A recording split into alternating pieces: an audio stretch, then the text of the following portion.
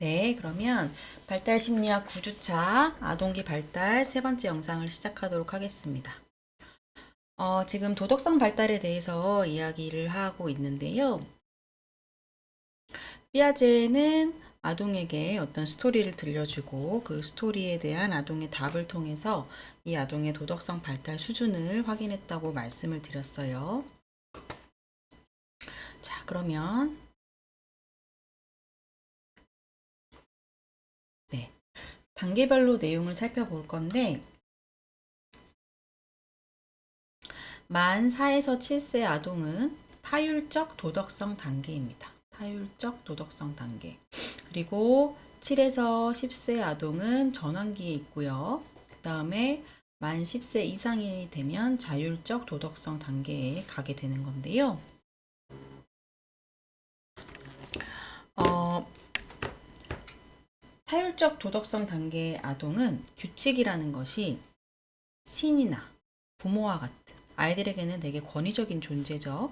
권위적인 존재가 만드는 것이기 때문에 규율은 변할 수 없다. 좀 경직된 그런 도덕성에 대한 사고를 갖고 있게 됩니다.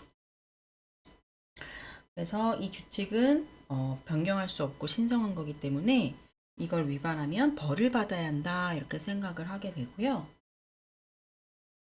그래서 아이들에게 내재적 정의라는 것이 있는데 이건 뭐냐면 행동의 의도가 어떻든 그 결과가 어떠하냐에 따라서 벌을 받아야 마땅하다라고 생각하는 게 내재적 정의입니다.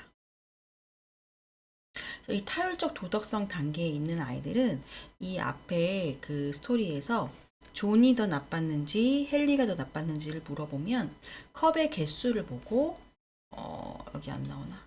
여기는 15개고 여기는 1개잖아요. 컵의 개수, 즉 결과만 놓고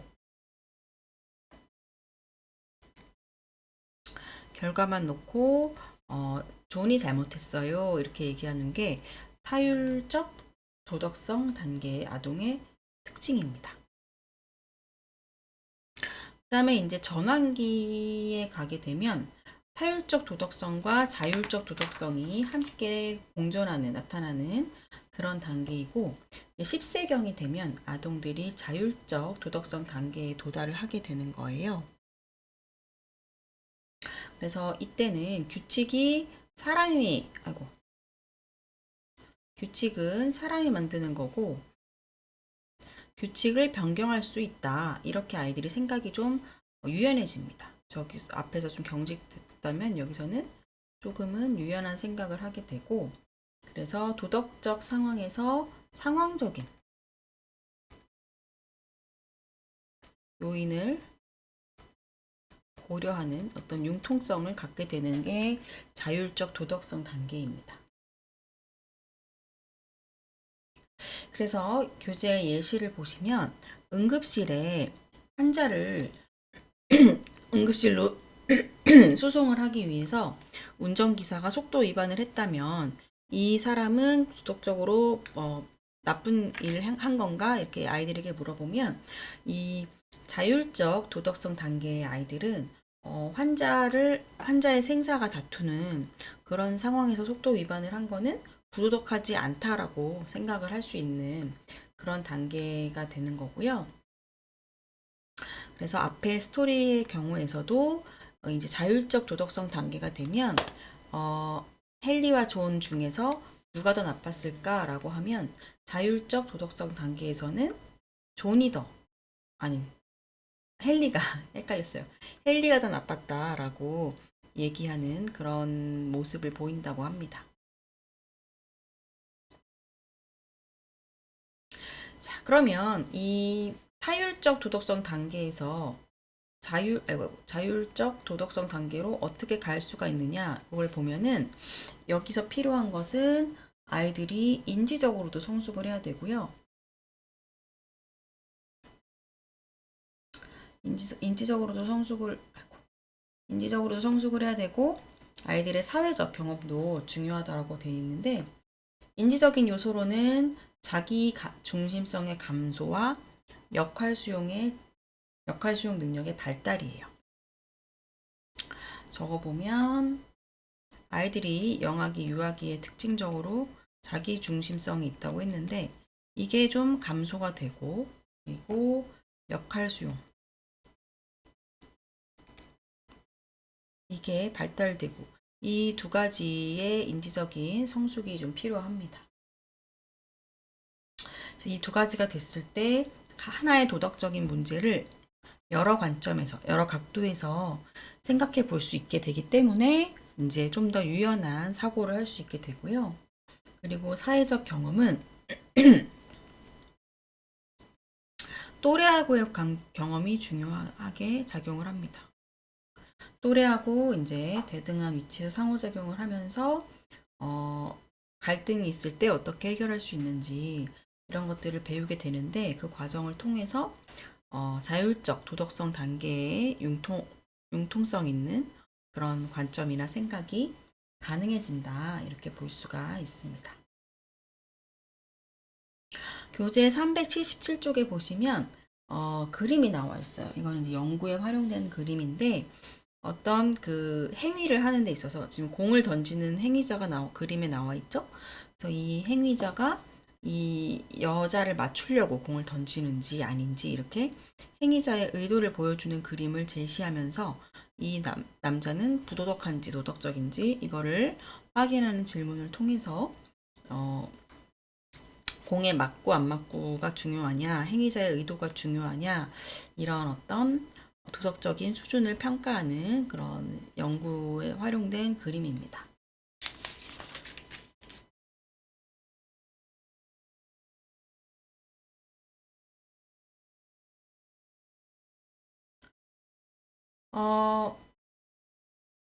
그래서 요약해서 보면 아이들이 나이가 많아질수록, 나이가 연령이 증가할수록 좀 더 도덕적인 판단을 하는 데 있어서 현실적인 상황을 고려한다거나 의도를 고려한다거나 좀 더 복잡한 판단을 내릴 수 있게 된다고 볼 수 있을 것 같아요. 네.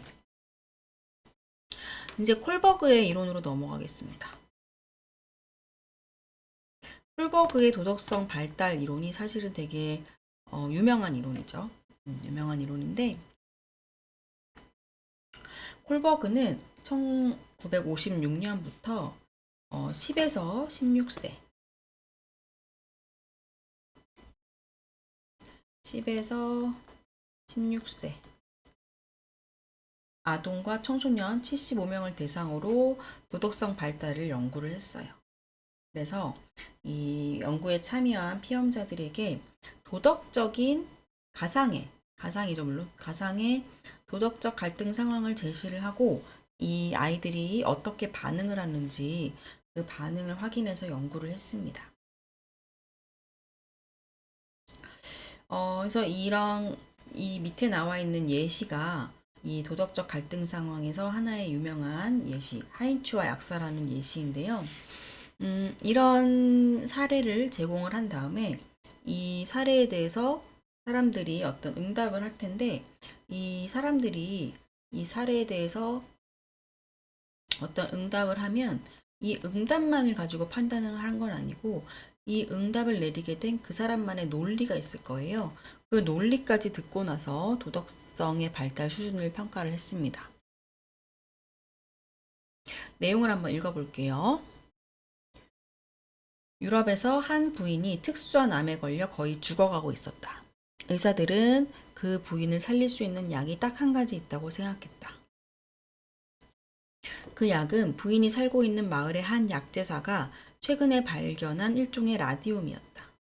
그 약을 만드는 데에는 많이 비용이 들었고 약제사는 약을 만드는 비용의 10배 가격을 약값으로 책정하였다. 부인을 살릴 수 있는데 필요한 라디움의 양을 만드는 데에는 200불이 소요되었지만 약값은 2,000불이었다. 병든 부인의 남편인 하인즈는 이곳저곳에서 돈을 모았지만 1,000불밖에 구할 수가 없었다. 그는 약제사를 찾아가 아내가 죽어가고 있으니 약을 싼 값에 팔거나 아니면 모자라는 돈은 나중에 지불할 수 있게 해달라고 간절히 부탁하였다. 하지만 약제사는 안 돼요. 내가 그 약을 발견했고 돈을 벌어야 합니다. 라고 거절하였다. 하인츠는 절망하였고 결국 약방에 침입하여 아내에게 필요한 그 약을 훔쳤다. 하인즈는 약을 훔쳐야 했을까, 훔치지 말아야 했을까? 왜 그럴까? 자, 여러분 여기에 뭐라고 응답을 하시겠어요? 일단 각자 나는 뭐라고 응답할지 한번 적어 보시겠어요? 하인츠는 약을 훔쳐야 했을까요? 훔치지 말아야 했을까요? 일단 yes, no로 대답을 한번 해보시고 그 이유 왜 그럴까?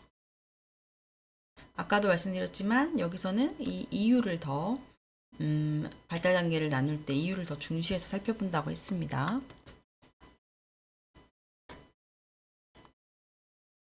자, 이 콜버그의 도덕적인 발달 수준은 6단계로 나누게 됩니다. 그래서 먼저 수준 1, 2, 3을 보시면 수준 1은 전인습성 도덕성이에요. 그래서 이거는 1단계, 2단계로 나뉘게 되고 이 수준은 인습적 도덕성. 그래서 3단계, 4단계로 나뉘고 3수준은 후인습적 왜 안 나오지? 후인습적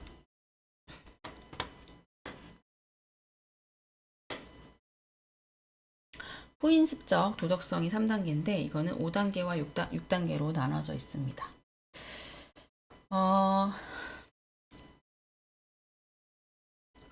콜버그의 이론에서 핵심적인 부분은 뭐냐면 인지 발달이에요. 도덕성 발달에 있어서도 인지의 발달이 중요한 역할을 한다는 것이 콜버그 이론의 핵심인데 그래서 전 인습적 수준의 이 도덕성에서는 도덕적 판단이 자기 중심적입니다.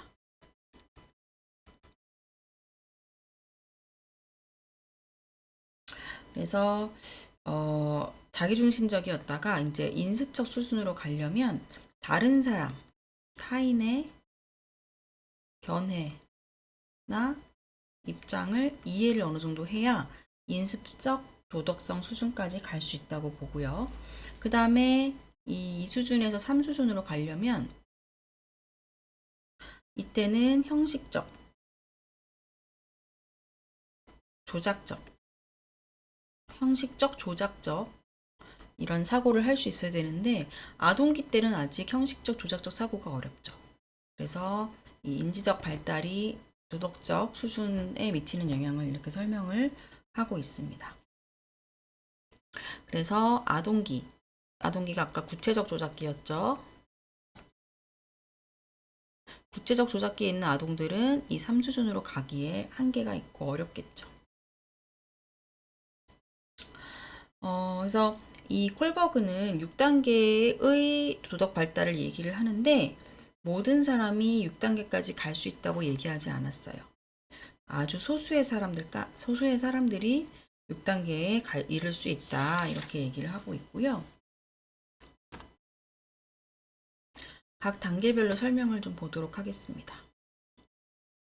각 단계별 설명은 여러분 교재 380쪽 표에 자세히 나와 있습니다.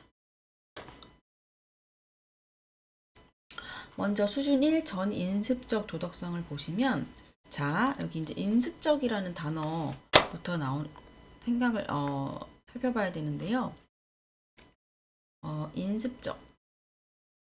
인습적이라는 말은 사회 규범, 기대, 관습, 권위에 순응하는 것을 얘기를 하는데 전인습적 수준에 있을 때는 아직은 사회 규범이나 기대를 잘 이해를 못해요. 그래서 매우 자기중심적이고 다른 사람의 입장을 잘 이해를 못하는 단계가 이 수준 1입니다. 그래서 이때는 뭔가를 이해하고 도덕적인 행동을 하기보다는 내가 복종하지 않았을 때 처벌이 두려워서 법이나 규칙을 지키는 그런 수준의 단계예요. 1단계 때는 벌과 복종 지향 단계라고 해서 이때는 결과를 중심적으로 생각을 합니다. 그래서 결과만 가지고 이 행동이 좋은 행동인지 나쁜 행동인지 이 행동을 했을 때 보상받으면 좋은 행동, 처벌받으면 나쁜 행동 이렇게 단순하게 생각하는 단계가 1단계예요. 2단계는 목적과 상호 교환 지향 단계. 순진한 쾌락주의 지향 단계인데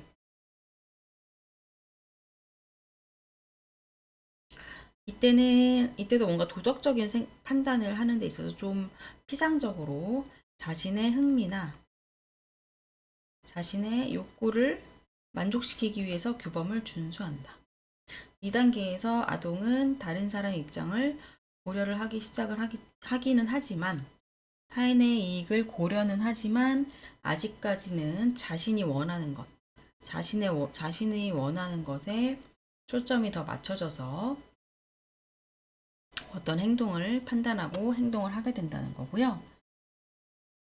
3단계, 4단계는 인습적 도덕성 수준인데요. 이 수준은 사회 규범을 이해를 하고요.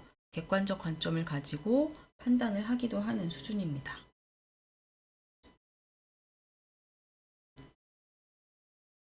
자, 3단계부터 볼 건데요. 3단계는 착한 아이 지향의 도덕입니다. 그래서 다른 사람들의 기대 때문에 그리고 다른 사람들로부터 인정을 받기 위해서 이 시기에는 착한 아이로 행동을 하게 되는 그런 시기거든요. 그래서 이 단계에서는 동기나 의도 이런 것들이 중요하고 교재에 나온 예시를 보시면 축이는 동생 훈이가 자기를 믿기 때문에 훈이가 담배 피우는 것을 부모님께 말씀드리지 않는다.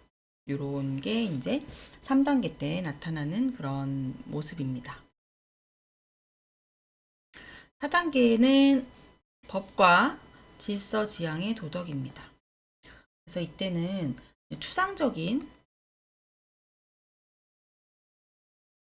사고가 가능해지는 그런 시기예요.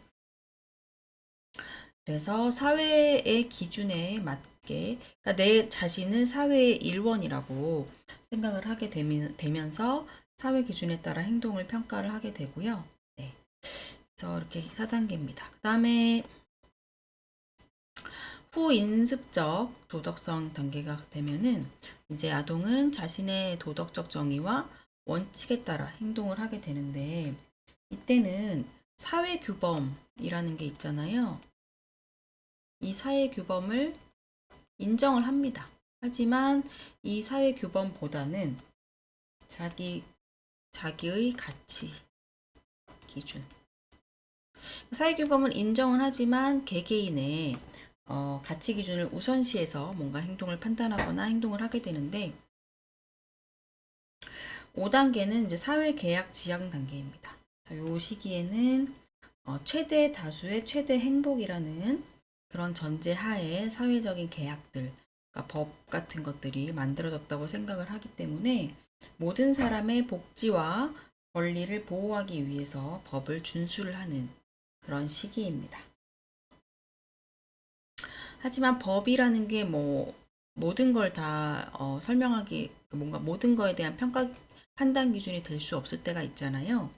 그래서 법적인 견해 그리고 도덕적 견해 이 두 가지가 서로 모순될 때는 이 사이에서 어떤 갈등을 겪기도 하는 게 5단계입니다. 6단계는 보편적인 윤리적 원리라고 하는데요. 이때는 법이나 사회 계약보다는 보편적인 윤리 기준이 좀 더 이거에 더 포커스가 되어 있는 거예요. 그래서 어떤 법보다도 이게 더 우선시돼서 판단 기준으로 활용이 되고요. 본인 스스로 느끼는 양심의 가책을 어떤 도덕적 정의와 원칙보다 더 중요하게 생각해서 더 두려워하게 될 수 있고 6단계는 대부분의 사람들이 성취하지 못하고 소수의 사람들만 이 6단계까지 가게 된다라고 말씀을 드렸죠. 6단계를 쭉 설명드렸는데 이 콜버그 이론에 대해서 여러 가지 비판 사항들도 있습니다. 보시면 도덕적인 행동이나 도덕적인 감정은 무시하고 도덕적인 사고를 지나치게 강조한다. 그리고 콜버그는 문화 보편적으로 도덕성이 발달한다고 주장했지만 실제적으로는 도덕성 발달에서 문화 차이가 존재한다. 그리고 다른 딜레마 상황을 제시했을 때 사람들의 도덕적 추론이 일반적이지 않다. 그리고 홀버그의 이론이 여성을 배제하고 남성만을 대상으로 연구해서 여성 편향적이라는 비판을, 여성 편향적이 아니라 여기서 띄어쓰기를 해야 돼요. 성편향적이라는 비판을 받고 있습니다. 다음에 넘어가면 투리엘의 영역 구분 이론인데요. 이 콜버그의 비판받는 지점들을 한계점을 극복하기 위한 도덕성 발달의 이론인데, 이 투리엘은 도덕성 발달에 있어서 세 가지 영역으로 구분해서 봐야 된다라고 합니다. 도덕적 영역은 보다 근원적이고 본질적인 도덕적 인식과 판단 내용이 포함된 그런 문화적인 보편성이 나타나는 그런 영역이고요. 사회 인습적 영역은 특정 문화권에서 그 구성원의 합의에 의해 정립된 행동 규범이 적용되는 영역들. 그리고 개인적 영역은 도덕적 권위나 인습적 규범의 영향을 받지 않는 그런 부분들. 그러니까 우리 삶의 어떤 문제들을 이 영역에 따라서 다르게 나눠서 보자는 건데, 이 이론도 이제 비판받는 부분이 영역 혼재 현상이에요. 그래서 하나의 사안이 어떤 부분에서는 도덕적 영역으로 볼 수 있고, 또 중복해서 사회 인습적 영역으로 볼 수도 있고, 동시에 개인적 영역으로도 볼 수 있는 영역 혼재 현상이 일어날 수 있고, 또 2차적 현상도 나타날 수 있습니다. 최초에는 어떤 인습적인 성격을 띈 사태가 그 이후에 도덕적 결과를 낳게 되는 상황도 생길 수 있기 때문에 이런 부분에서는 좀 한계점이라고 비판을 받기도 합니다. 그 외에 이제 사회학습 이론. 사회학습 이론에서는 도덕적인 생각보다는 도덕적인 행동이 결국 더 중요하다. 그러니까 도덕적으로 아무리 생각을 잘 한다고 해도 어떤 행동을 하느냐가 더 중요하다. 그 얘기를 하고 있고요. 그래서 도덕적 행동에는 강화, 처벌, 모방으로 인해서 도덕적 행동이 발생한다고 설명을 하고 있습니다. 도덕적 행동을 위해서는 자기 통제가 가능해야 되잖아요. 그래서 이 자기 통제에 있어서 필요한 것은 자기 평가적인 능력인데, 행위의 도덕적 기준이 학습과 모델링에 의해 설정이 되고요. 사회화가 제대로 이루어지면 자기 자신을 위해 하위 목표를 설정하고, 스스로 이 하위 목표에 잘 부합됐거나 능가할 때는 자기 자신을 보상하고, 그렇지 않을 때는 처벌을 하게 됩니다. 정신분석 이론에서 도덕성 발달을 설명하는 것은 이 초자아가 발현되는 것으로 설명을 하는데요. 특히 남근기 오이디푸스 컴플렉스랑 연결시켜서 이 컴플렉스를 해결하기 위해서 동성애, 부모와 동일시를 하게 되면서 그 초자아를 통해 부모의 행동이나 가치 기준을 내면화하는 것을 도덕성 발달로 설명을 하고 있습니다. 그 외에도 도덕성 발달에는 부모의 영향도 많이 영향이 큰데, 그래서 애정지향적이고 수용적인 양육 태도는 긍정적이고요. 지나치게 엄격하고 통제적인 양육 태도는 부정적으로 작용을 하게 됩니다. 그래서 이 애정철회법은 아동의 잘못에 대해 부모가 직접적으로 자녀의 행동과 행동의 실망감과 화를 이야기하는 그런 훈육법이에요. 그런데 이 애정철회법은 별로 그 도덕성 발달에 있어서 별로 좋은 방법이라고 보이지는 않고요. 논리적 설명이 더 좋은 훈육 방법이라고 얘기되고 있는데, 아동에게 자신이 저지른 잘못이 타인에게 어떠한 영향을 미칠지 생각해 볼 시간을 주고 만회할 수 있도록 훈육하는 그런 방법입니다. 그리고 권력행사법은 아동의 잘못에 대해서 강압적인 말이나 신체적 폭력을 행사하는 거기 때문에 이것도 물론 좋지 않겠죠. 그래서 나 이렇게 하면 너 엄마가 너 안 이뻐할 거야, 이런 애정철회법이라던가 권력을 행사하는 방법은 주로 쓰지 않으시는 게 좋고, 논리적 설명이 좋다는 거 기억하시면 좋을 것 같아요. 그 다음에 또 또래의 영향도 클 수 있고 대중매체의 영향도 클 수 있는데 이 부분은 한번 읽어보시면 될 것 같습니다. 그 다음에 이제 친사회적인 행동이 나오는데 친사회적 행동은 도덕성 발달과 긍정적 감정이 정적인 상관을 갖게 되고요. 그리고 도덕성 발달과 부정적 감정은 부적 상관을 갖게 돼요.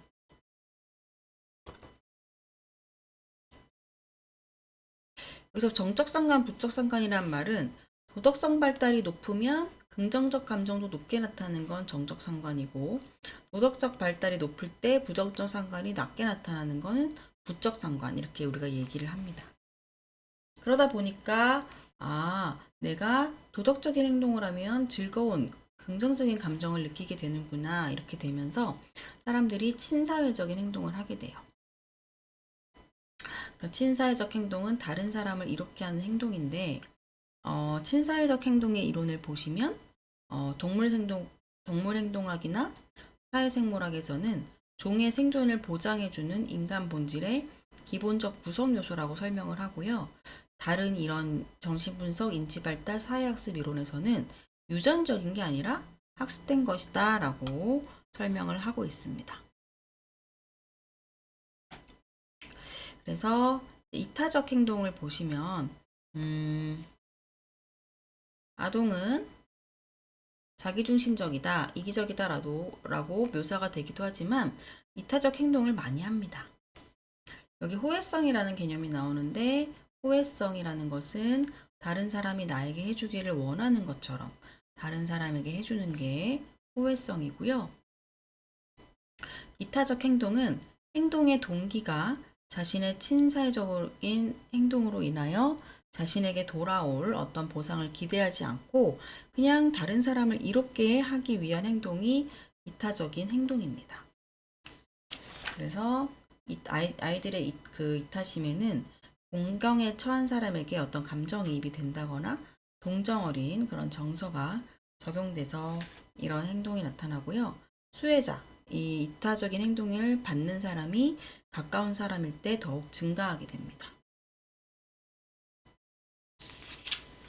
그래서 이제 이 감정이입을 보시면 감정이입은 다른 사람이 느끼는 감정을 그대로 느끼는 것이고 역할 수용은 다른 사람이 느끼고 생각하며 지각하는 것을 정확히 이해는 하지만 똑같이 느끼지는 않는 거예요. 그래서 감정이입이랑 역할 수용이 조금 개념 차이가 있는데요. 이런 감정이입을 통해서 친사회적 행동을 더 많이 하게 될 수 있겠죠. 감정이입의 4단계가 교재에 제시되는데 이 4단계에 대해서도 한번 읽어보시기 바랍니다.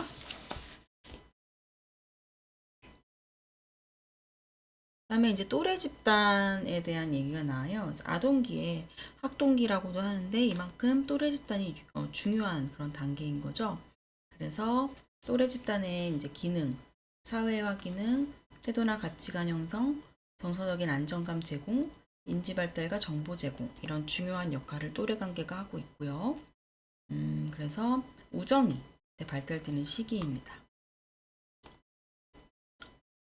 그래서 이 또래 집단에서도 또 이 인기도라는 게 아이들의 정신건강하고 좀 많이 영향을 줄 수 있는데 아동의 자기 역량 지각을 예측하는 중요한 변인이 됩니다.